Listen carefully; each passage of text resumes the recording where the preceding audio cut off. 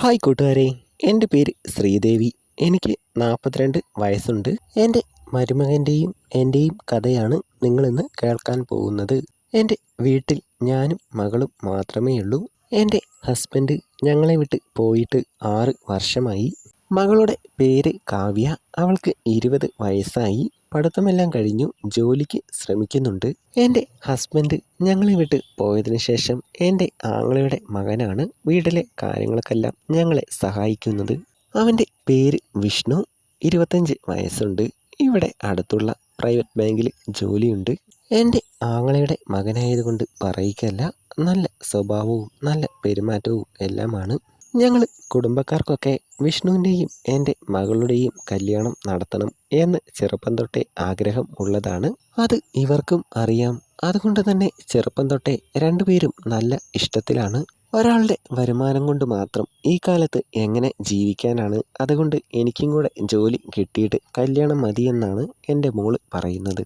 എല്ലാവരും അത് സമ്മതിച്ചതാണ്. പെട്ടെന്ന് നടത്താൻ ഏജ് ഓവറൊന്നും ആയിട്ടില്ലല്ലോ. അങ്ങനെ ഇരിക്കുകയാണ് വിഷ്ണുവിൻ്റെ അച്ഛന് എൻ്റെ ആങ്ങളയ്ക്ക് വയ്യാണ്ടാവുന്നത്.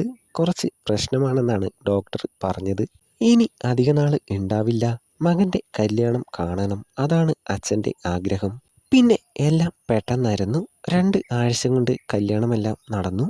പെട്ടെന്ന് ആയിരുന്നല്ലോ, അതുകൊണ്ട് ചെറിയ രീതിയിലാണ് എല്ലാം നടത്തിയത്. കല്യാണം കഴിഞ്ഞ് മകള് പോയതോടെ ഞാൻ വീട്ടിൽ ഒറ്റയ്ക്കായി. മകളും വിഷ്ണുവും വിളിച്ചതാണ് അവരുടെ കൂടെ നിൽക്കാൻ. സ്വന്തം ആങ്ങളയുടെ വീടാണെങ്കിലും ഞാൻ പോയി 2 ദിവസം നിന്നു. അത് കഴിഞ്ഞപ്പോൾ ഞാൻ എൻ്റെ വീട്ടിലേക്ക് തന്നെ പോന്നു. 3-4 മാസങ്ങൾ കഴിഞ്ഞു. വിഷ്ണുവിൻ്റെ അച്ഛനിപ്പോൾ കുഴപ്പമൊന്നുമില്ല. അതുകൊണ്ട് ഞാൻ വിഷ്ണുവിനോടും മകളോടും പറയുന്നുണ്ട്, നിങ്ങൾക്ക് 2 പേർക്കും എൻ്റെ കൂടെ ഇവിടെ വന്ന് നിന്നൂടെ? ഞാനിവിടെ ഒറ്റയ്ക്കല്ലേ എന്നൊക്കെ. എൻ്റെ ആങ്ങളയോടും ഞാൻ ഈ കാര്യം സംസാരിച്ചു. അങ്ങനെ അവസാനം ആ കാര്യത്തിൽ ഒരു തീരുമാനമായി. 2 പേരും എൻ്റെ കൂടെ തന്നെ നിൽക്കുകയാണ്. വളരെ സന്തോഷകരമായിട്ടാണ് ഞങ്ങളുടെ ജീവിതം മുമ്പോട്ട് പോയത്. എന്നാൽ എല്ലാം വളരെ പെട്ടെന്നാണ് അവസാനിച്ചത്. ഒരു ജോലിയുടെ ഇൻ്റർവ്യൂവിന് പോയിട്ട് മകള് മടങ്ങി വരികയായിരുന്നു. വരുന്ന വഴിക്ക് ഒരു വണ്ടി വന്ന് തട്ടി. നട്ടെല്ലിനായിരുന്നു പരിക്ക് പറ്റിയത്. നിൽക്കാനോ നടക്കാനോ ഒന്നും കഴിയാത്ത അവസ്ഥ. 3-4 മാസമായിട്ട് മകള് കട്ടിലിൽ തന്നെയാണ്. മകളുടെ എല്ലാ കാര്യങ്ങളും ഞാനാണിപ്പോൾ നോക്കുന്നത്. വിഷ്ണുവിന് ജോലി ഇല്ലാത്ത ദിവസങ്ങളിൽ അവനും ഉണ്ടാവും. അങ്ങനെ ഒരു ദിവസം അന്ന് വിഷ്ണു ലീവാണ്, അവൻ വീട്ടിലുണ്ട്. അതുകൊണ്ട് ഞാൻ വീട്ടിലേക്കുള്ള കുറച്ച് സാധനങ്ങൾ വാങ്ങിക്കാൻ അടുത്തുള്ള കടയിലേക്ക് പോയി. ഞാൻ ഉച്ചയാവറായി തിരിച്ചു വന്നപ്പോൾ മകൾക്ക് അപ്പോൾ ഒരു മരുന്നുണ്ട്. അത് കൊടുക്കാനായി ഞാൻ അവളുടെ റൂമിലേക്ക് ചെന്നു. വിഷ്ണുവിനെ അപ്പോൾ അവിടെ കാണാനില്ല. ബാത്റൂമിൽ നിന്ന് വെള്ളം വീഴുന്ന സൗണ്ട് കേൾക്കുന്നുണ്ട്. മരുന്നെടുത്ത് മകൾക്ക് കൊടുക്കാൻ ചെന്നതും അവളുടെ മുഖത്തും കഴുത്തിലുമൊക്കെ വെളുത്ത് കഞ്ഞിവെള്ളം പോലെയുള്ള എന്തോ വീണ് കിടപ്പുണ്ട്. ശ്രദ്ധിച്ച് നോക്കിയപ്പോൾ അത് എന്താണെന്ന് എനിക്ക് മനസ്സിലായി. ഞാനൊരു തുണിയെടുത്ത് അത് തൂത്തുകളഞ്ഞു.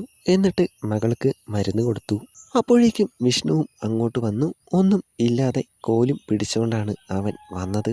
ഞാനവിടെ ഉണ്ടാവുമെന്ന് ഒട്ടും പ്രതീക്ഷിച്ചില്ല.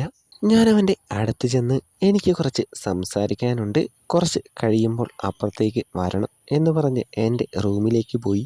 മോളുടെയും എൻ്റെയും ഈ വീട്ടിലെ കാര്യങ്ങളും എല്ലാം നോക്കുന്നത് വിഷ്ണുവാണ്. മകളുടെ മരുന്നിന് തന്നെ നല്ലൊരു പൈസ ചെലവുണ്ട്. ഞാനിപ്പോൾ അവനോട് ദേഷ്യപ്പെട്ട് എന്തെങ്കിലും പറഞ്ഞാൽ അവനിവിടുന്ന് പോയാൽ ഞങ്ങൾക്ക് പിന്നെ ആരും ഇല്ലാണ്ടാവും. അപ്പോഴേക്കും വിഷ്ണു അവിടേക്ക് വന്നു. അവൻ ഒന്നും മിണ്ടാതെ നിൽക്കുകയാണ്. മോൻ്റെ അവസ്ഥ എനിക്ക് മനസ്സിലാകും. ഞാൻ കുറ്റം പറയുന്നില്ല.